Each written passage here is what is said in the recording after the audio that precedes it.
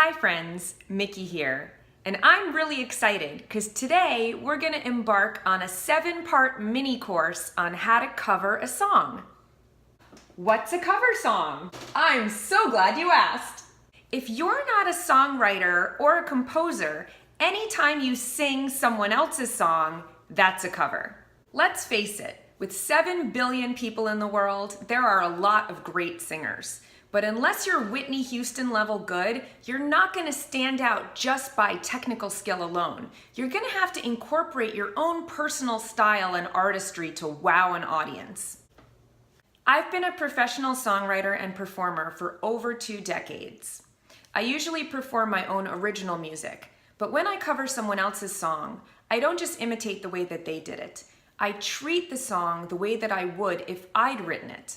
This mini course is designed to help you be the best artist that you can be. So the next time that you perform or audition, you're confident that you sound your very best.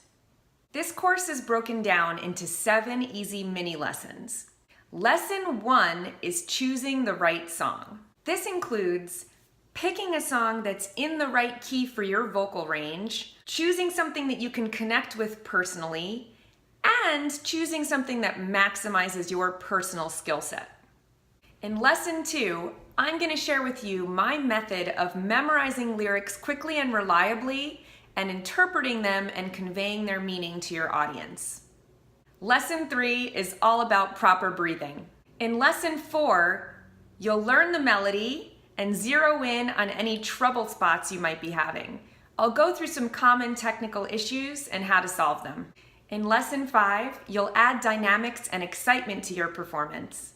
Lesson 6 is all about accompaniment. So we'll go through singing a cappella, singing with a recorded karaoke track, working with an accompanist, and I'll show you some basic techniques for how to accompany yourself on the piano or guitar.